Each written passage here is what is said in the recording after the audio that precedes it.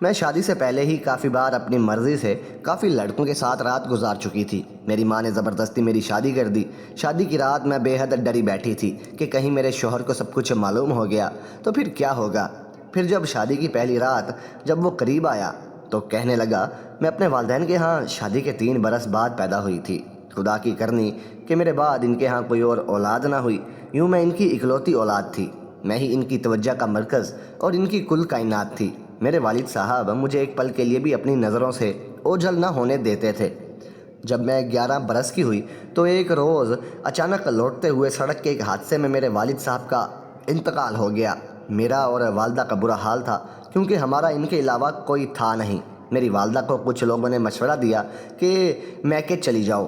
میری نانی اور نانا بھی وفات پا چکے تھے اور ماموں اپنی بیویوں کے ساتھ خوشگوار زندگی گزار رہے تھے، لہٰذا میری والدہ میکے نہیں جانا چاہتی تھی کیونکہ وہ بھائیوں اور بھابھیوں کے سلوک سے پہلے ہی واقف تھی۔ کچھ رشتہ داروں نے انہیں دوسری شادی کرنے کا مشورہ دیا لیکن انہوں نے صاف انکار کر دیا کہ میں اب بیٹی کے ساتھ اب اپنی زندگی جیوں گی۔ وہ کہتی نہ جانے سوتیلا باپ کیسا ہو، اور میں نہیں چاہتی کہ میری بیٹی کو سوتیلے رشتوں کی بھیت چڑھے۔ میرے تایا جان نے دادا کی جائیداد سے میرے والد کے حصے کا مکان ہمیں رہنے کو دے دیا اور میری والدہ سے کہا کہ ابھی آپ کی یہ ملکیت میں ہے، اور یوں ہم دونوں ماں بیٹی اس گھر میں رہنے لگی۔ میری والدہ کو سلائی آتی تھی، لہٰذا انہوں نے عورتوں کے کپڑے سلائی کرنا شروع کر دیے اور یوں ہم ماں بیٹی کا گزر بسر ہونے لگا۔ تایا بھی ہماری کچھ مالی مدد کر دیا کرتے تھے اور زندگی کی گاڑی چلنے لگی۔ میں بھی اپنی ہم عمر لڑکیوں کے ساتھ اسکول جاتی تھی۔ ماں پہلے گھر کے کام کرتی اور پھر سلائی مشین رکھ کر کپڑے سلائی کرنا شروع کر دیتی، اور اپنی مصروفیات کے باعث وہ مجھے بہت کم ہی توجہ دے پاتی تھی۔ میں نے میٹرک کر لیا تو آگے پڑھنے کا ارادہ منسوخ ہو گیا، تو اسکول جاتی تھی اور سہیلیوں کے ساتھ دل بہل جاتا تھا۔ گھر میں تو نہ کوئی میرا بہن بھائی تھا کہ جس سے میں باتیں کر سکتی، اور امی ہر وقت بس مصروف رہتی۔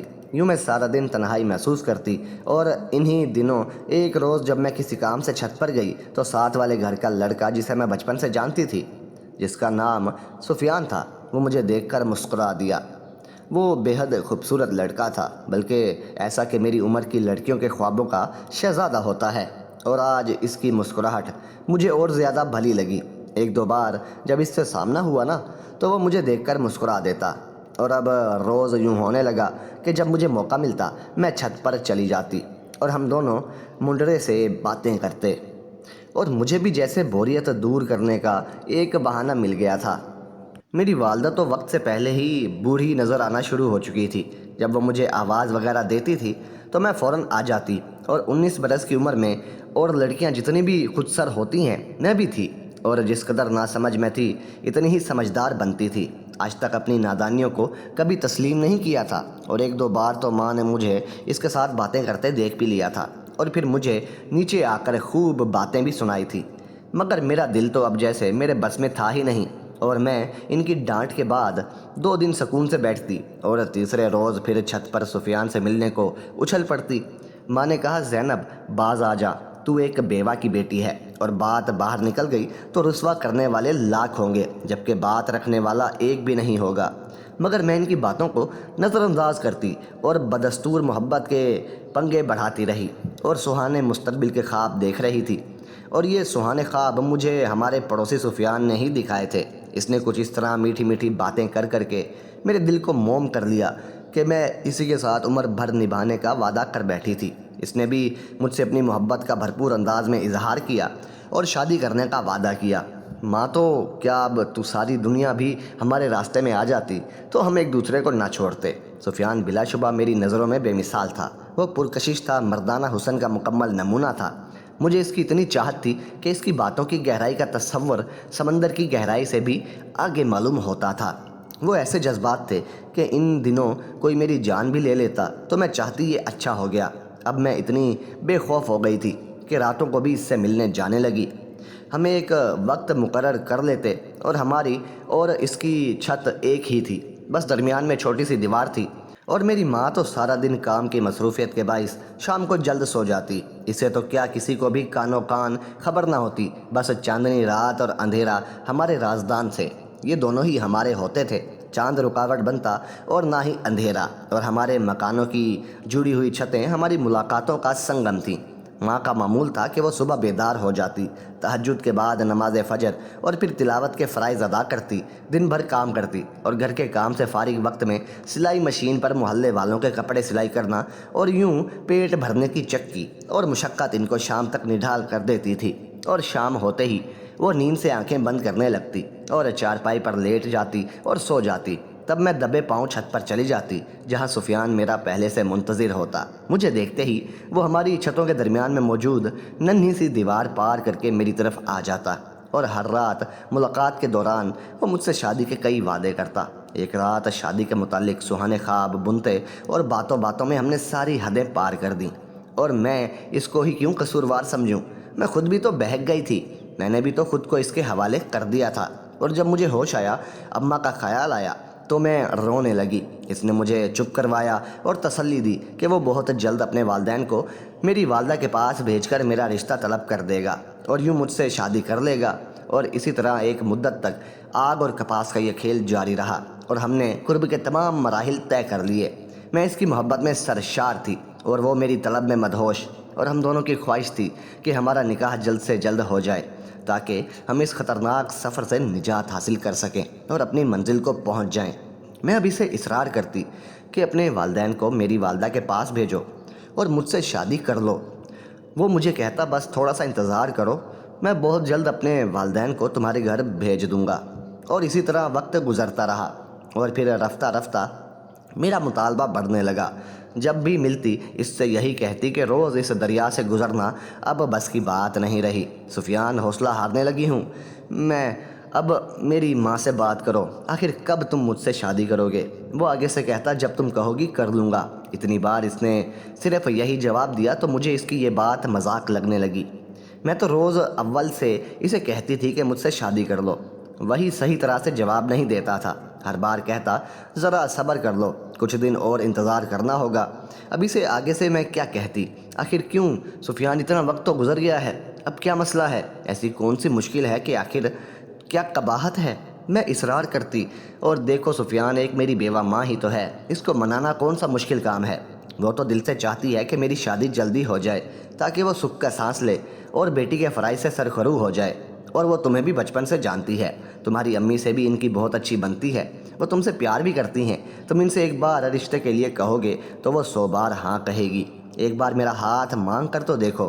ماں نے ہاں نہ کی اور خوش نہ ہوئی تو پھر کہنا۔ لیکن وہ آگے سے کہتا تمہاری ماں کی طرف سے تو میں مطمئن ہوں، مگر مجھے اپنے گھر والوں کی طرف سے ڈر لگتا ہے، وہ نہیں مانیں گے، اور انہی کو منانے کے لیے مجھے بھی مہلت چاہیے۔ میں اپنی امی سے تمہارے بارے میں بات کر چکا ہوں، وہ کہتی ہیں کہ میں تمہارے ابو کو منوا لوں گی، مگر ابھی تمہیں کچھ دن صبر سے کام لینا ہوگا، مگر تم صبر کرو تو تب نہ۔ ایسا کہتے ہوئے سفیان کا لہجہ اس قدر یقین بھرا ہوتا کہ میں بھی یقین کر لیتی، اور دل میں سوچتی وہ اس موڑ پر مجھے دھوکہ نہیں دے گا کہ جب میں اس کے بغیر ان پتوں کی کشتی کی مانند ہو چکی ہوں۔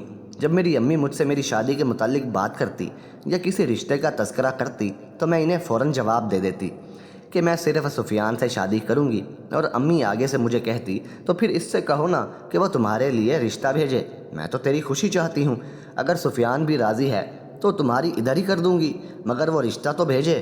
میں آگے سے انہیں کہتی کہ وہ بہت جلد میرا رشتہ بھیج دے گا، اس لیے آپ ادھر ادھر کہیں بھی رشتہ دیکھنے کی کوشش نہ کریں، میں اس کے علاوہ کسی اور جگہ شادی نہیں کروں گی۔ جب انہوں نے دیکھا کہ سفیان کی طرف سے کوئی جواب نہیں مل رہا اور میں فضول میں اس سے آس لگائے بیٹھی ہوں، تو انہوں نے میرے تایوں کو فون کر دیا کہ تمہاری بھتیجی بڑی ہو گئی ہے، کب تک اس کو گھر میں بٹھائے رکھوں گی، تم ہی کوئی رشتہ تلاش کر دو تاکہ فرض سے فارغ ہو سکوں۔ چند دنوں بعد ہی تایا اپنے بیٹے کا رشتہ لے کر آ گئے۔ اب میں نے یہ رشتہ غنیمت جانا اور برے وقتوں میں اپنا نیک گلے لگا لیا، اس سے بڑھ کر کیا خوشی نصیب ہوتی۔ میں نے اس رشتے کو قبول کر لیا، اور بعد میں جب مجھے بتایا کہ تیرا رشتہ میں نے فاروق سے طے کر دیا ہے، ماں کے منہ سے میں نے فاروق کا نام سنا تو دل بیٹھ گیا۔ میں نے روتے ہوئے کہا امی، میں فاروق سے تو ہرگز شادی نہیں کروں گی، میں تو سفیان سے شادی کرنا چاہتی تھی۔ امی آگے سے کہنے لگی ارے کیوں نہیں کرے گی، کیا برائی ہے اس میں؟ میں نے کہا کوئی برائی نہیں ہے، لیکن میں اس سے شادی نہیں کروں گی، میں تو سفیان سے شادی کرنا چاہتی ہوں، میں نے اسی لیے ہاں کی تھی، میرے دل میں بس وہی بسیرا کر چکا ہے۔ اور امی آگے سے غصے سے کہنے لگی لیکن وہ نہیں کرے گا تم سے شادی، میں تیرے تایا کو ہاں کر چکی ہوں، میں نے کہا لیکن امی مجھ سے پوچھنے کے بغیر آپ نے ایسا کیوں کیا؟ اگر آپ نے تایا کے بیٹے سے میری شادی کروانے کی کوشش کی تو پھر میں زہر کھا لوں گی، یاد رکھیے گا۔ میں نے آسمان سر پر اٹھا لیا، ماں سے خوب لڑی اور مر جانے کی دھمکیاں دینے لگی۔ پہلے تو وہ مجھے پیار سے سمجھاتی رہی کہ جب دیکھا میں ہٹ دھرمی پر مضبوطی سے قدم جمائے ہوئے ہوں تو وہ بنا مجھ سے کچھ کہے ہی سفیان کے گھر چل دی۔ میں نے دوڑ کر آنکھیں سرخ کر لی تھی۔ جب وہ واپس آئی تو کہنے لگی آج شام کو سفیان آئے گا، میں آج تمہارے سامنے ہی اس کے ساتھ ساری باتیں کر دیتی ہوں۔ ایک ماں باپ شادی کی تاریخ رکھنے آئیں گے، اگر سفیان نے ان کے آنے سے پہلے 15 دن کے اندر اندر تجھ سے نکاح نہیں کیا تو پھر میں تمہارے تایا کو تیری شادی کے لیے تاریخ دے دوں گی اور پھر تجھے فاروق کے ساتھ شادی کرنی ہوگی۔ خیر انہوں نے کچھ غلط نہیں کہا تھا، سفیان سے جا کر صاف بات کی تھی۔ وہ تو عرصے سے منہ میں کنڈلیاں ڈالے بیٹھا تھا، مجھے تو وہ ٹال مٹول کیے جا رہا تھا۔ اب ماں درمیان میں تھی اور یہ موقع میرے لیے غنیمت تھا کہ میں خود اس دن کی منتظر تھی۔ میں شام ہونے کا بے صبری سے انتظار کر رہی تھی۔ بالآخر وہ شام کو سفیان ہمارے گھر آ گیا۔ میں دوسرے کمرے میں چلی گئی۔ میری امی کو سلام کرنے کے بعد اس نے کہا کہ خالہ جی آپ نے مجھے بلایا تھا۔ امی کہہ رہی تھی کہ تمہاری خالہ نے شام کو تمہیں اپنے گھر آنے کو کہا ہے۔ میں آتے ہی ہاتھ منہ دھو کے آ گیا، کیا کوئی کام تھا؟ امی نے اس سے باتیں شروع کر دی اور میرے کان دروازے پر ہی لگے ہوئے تھے۔ والدین نیک نیت سے ساری باتیں کرنے میں لگی تھی، اس کو بتا رہی تھی اور وہ ہمہ تن گوش تھا۔ بالکل کوئی توقف کے بعد امی نے ہی خاموشی کو توڑا۔ سفیان بتا اب تیری کیا مرضی ہے، ہر بات صاف صاف بتا دے، دھوکے میں نہ رکھنا۔ میں بیٹی کی خوشی چاہتی ہوں، تیری رضا جاننے کے بعد ہی فیصلہ کروں گی۔ وہ کافی دیر خاموشی سے بیٹھا رہا، پھر کچھ کہنے لگا۔ خالہ جی میں تو دل سے چاہتا ہوں کہ آپ کی بیٹی سے میں شادی کروں، مگر میرے گھر والے نہیں مانتے۔ میں نے انہیں منانے کی بہت کوشش کی ہے مگر وہ نہیں مانتے، وہ میری شادی میں شریک نہیں ہوں گے۔ اگر میں نے آپ کی بیٹی سے شادی کی تو امی آگے سے کہنے لگی کوئی بات نہیں بیٹے، تم 2-4 دوستوں کے ساتھ لے آؤ اور انہی 15 دنوں میں سے کسی دن میرے گھر آ کر زینب سے نکاح کر لو۔ میں تو ابھی بھی راضی ہوں، مجھے اچھے سے احساس ہے تمہاری مجبوری کا، لہٰذا اس طرح بھی تمہاری اور زینب کی شادی پر مجھے کوئی اعتراض نہیں ہے۔ امید تھی کہ وہ ماں کی بات سن کر خوشی سے کھل اٹھے گا اور وہ فوراً شادی پر راضی ہو جائے گا، مگر میری حیرت کی انتہا نہ رہی جب میں نے اسے بجھا ہوا پایا۔ وہ پھر سے ٹال مٹول کرنے لگا۔ بات کرنے کا انداز ایسا تھا کہ صاف انکار بھی نہ تھا مگر مجبوری اس قدر بیان کر دی کہ مطلب انکار میں جاتا تھا۔ میری آنکھوں میں آنسو آ رہے تھے۔ میں نے دروازے کی چوکھٹ کو مضبوطی سے تھاما ہوا تھا، اگر ایسا نہ کرتی تو شاید میں گر پڑتی، اور میں سوچ بھی نہیں سکتی تھی کہ وہ اس طرح میری ماں کو دل شکن جواب دے گا۔ کچھ دیر کے بعد وہ کہنے لگا خالہ جی آپ کو شاید بہت جلدی ہے زینب کی شادی کی، آپ کو اختیار ہے، آپ کی بیٹی کی شادی آپ کر دیں، میں تو جب اپنی مجبوریوں سے نکلوں گا تبھی شادی کے بارے میں سوچوں گا، اس میں 5 سال بھی لگ سکتے ہیں۔ یہ ساری باتیں کرنے کے بعد وہ چلا گیا۔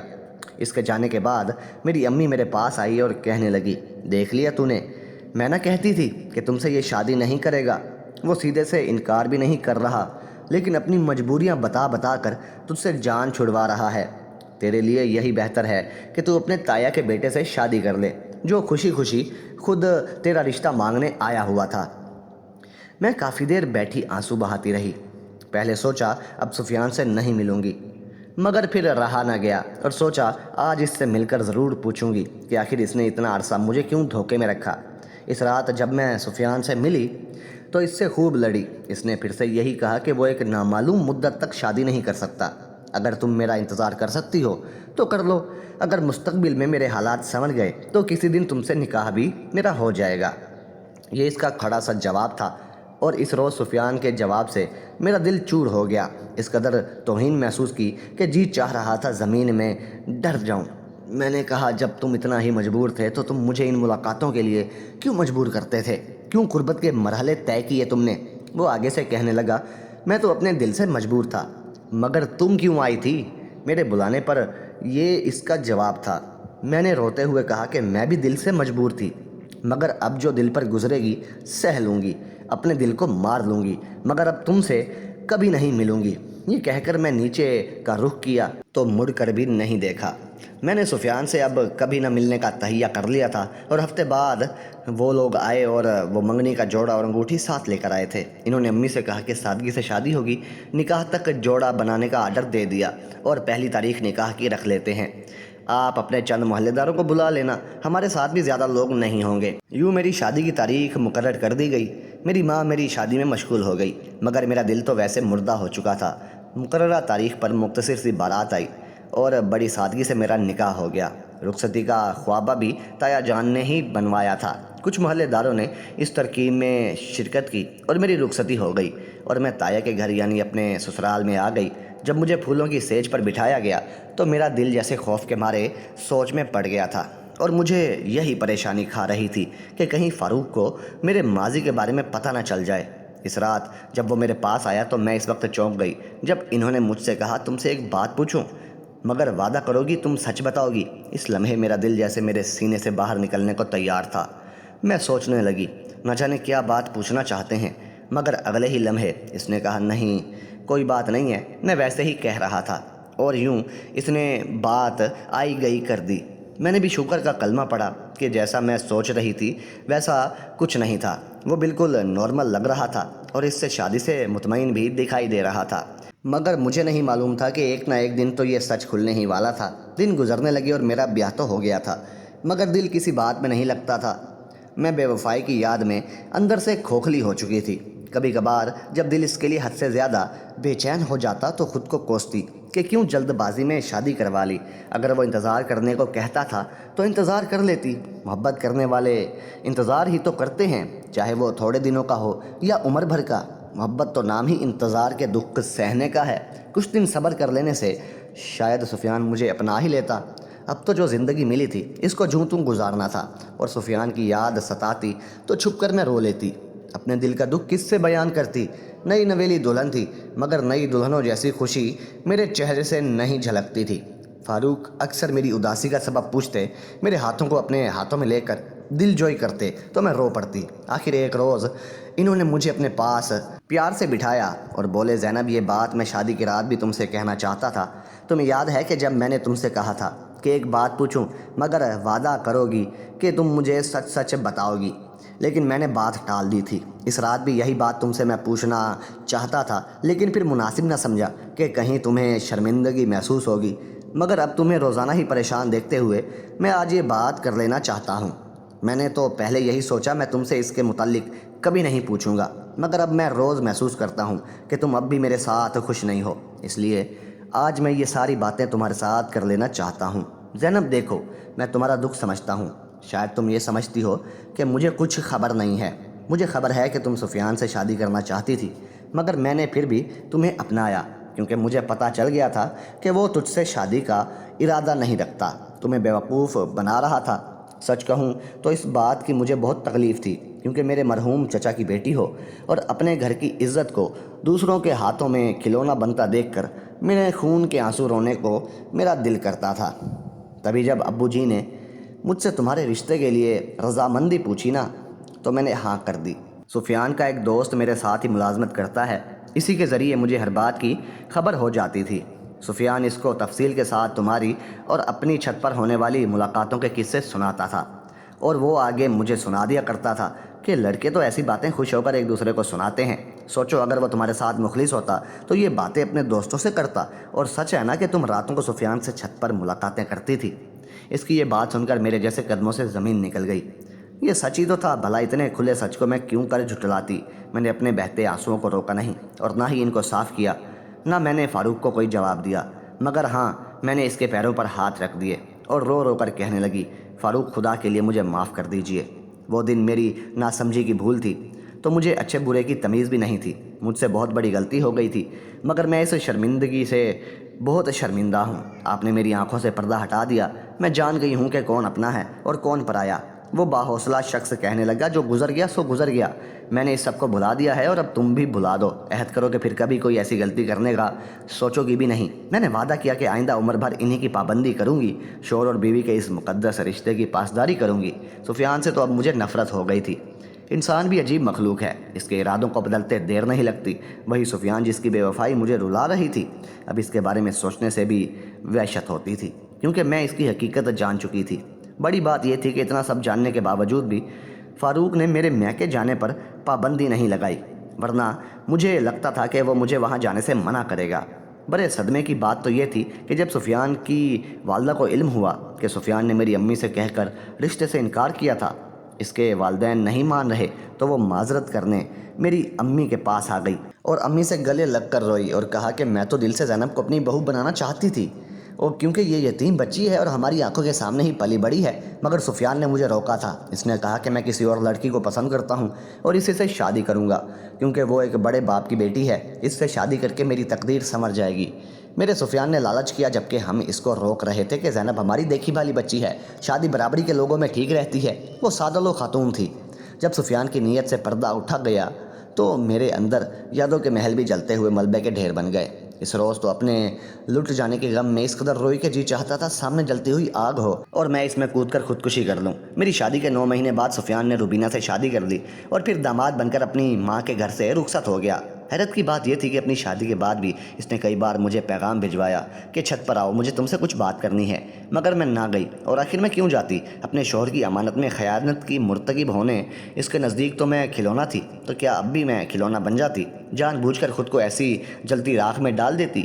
سفیان خود مختار تھا، وہ اپنے والدین کے دباؤ میں نہیں تھا، وہ چاہتا تو مجھے اپنا سکتا تھا۔ میری ماں نے رضامندی دے دی تھی، اس کے گھر والوں نے بھی اسے اجازت دے رکھی تھی کہ اگر زینب کے ساتھ شادی کر لو تو ہم خوش ہیں، ہمیں بتا دو، ہم رشتہ مانگنے جائیں، مگر اس نے خود ہی منع کر دیا، مجھے دھوکہ دیا اور بعد میں اس کی کلی کھل گئی۔ میں تو پہلے والی غلطیوں پر نادم تھی۔ آخری بار اس کی بہن سفیان کا پیغام لے کر آئی، میں نے ہاتھ جوڑ دیا کہ اس کو کہو میری جان چھوڑ دے اور تم دوبارہ اس کا کوئی پیغام نہ لانا۔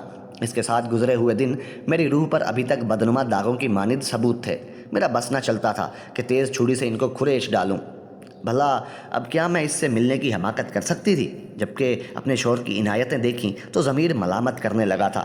تب من کرتا کسی سے کچھ نہ کہوں، مگر پچھتاوے کے احساس سے بچنے کو تنہائی کے جلتے تندور میں کود پڑوں اور دھیرے دھیرے سلگنے کے بجائے ایک بار ہی جل کر مر جاؤں۔ یہ احساس کی دنیا بھی عجیب ہے، کبھی دنیا کے چمن رازداروں میں گل و بلبل کی حقیقت مہکتی اور چہکتی ہے، تو کبھی پچھتاوے کی آتش چمن زادوں میں جنگل کی آگ کی طرح پھیل کر سبھی کچھ جلا کر راکھ کر ڈالتی ہے۔ جلدی مجھے معلوم ہو گیا کہ پچھتاوا صرف مجھے کو نہیں جلا رہا، اس نے اپنی لپیٹوں میں سفیان کو بھی گھیر لیا ہے۔ وقت بڑا منصف ہے، اس نے انصاف کیا۔ روبینہ کو دولت کا غرور تھا، وہ سفیان کی زندگی کو کیا سدھارتی؟ اس کے غرور نے سفیان کی عزت کو ہی ختم کر دیا۔ تبھی وہ ایک لوٹے ہوئے جواری کی طرح ماضی کے راستوں پر لوٹنے کی عارضی میں دیوانہ پھرنے لگا، یعنی اپنی بہن کے ہاتھ پیغام دیتا۔ میں جانتی ہوں کہ اس نے کیا ضروری بات کرنی تھی، مجھ سے اپنے ضمیر کی خلش کو مٹانے کے لیے مجھ سے معافی مانگنی تھی، یا پھر دوسری وہ بات جو میں سوچ بھی نہیں سکتی تھی، وہ یہ تھی کہ میں اپنے مہربان ساتھی کو چھوڑ دوں اور واپس لوٹ آؤں۔ مگر یہ اس کا خوف تھا، وہ کبھی پورا نہیں ہو سکتا تھا، کیونکہ اب وقت گزر چکا تھا۔ آج میں اپنے شوہر کے ساتھ خوش ہوں، مگر ماضی کی خلش آج تک میرا پیچھا نہیں چھوڑتی، اور کبھی کبھی تو میرے شوہر بھی ضرور سوچتے ہوں گے۔ وہ الگ بات ہے کہ وہ جھٹلاتے نہیں۔ میں سب بہنوں سے یہی کہنا چاہوں گی کہ زندگی میں ہمیشہ سوچ سمجھ کر قدم اٹھائیں۔ جوانی کا دور ہی ایسا ہوتا ہے کہ لڑکیوں کو سب بہت دلکش لگتا ہے، مگر کبھی یہ غلطی زندگی بھر پچھتاوا بن جاتی ہے۔ اللہ پاک سے دعا ہے کہ وہ سب بہنوں کو نیک ہدایت دے اور ان کے نصیب اچھے کرے۔ تو دوستو، آج کی کہانی آپ کو کیسی لگی؟ کمنٹ سیکشن میں اپنی رائے کا اظہار ضرور دیں، اور ایسے ہی مزید رومانٹک اور ایموشنل کہانیاں دیکھنے اور سننے کے لیے ہمارے اپنے چینل اردو موج کو سبسکرائب کر دیں۔ شکریہ۔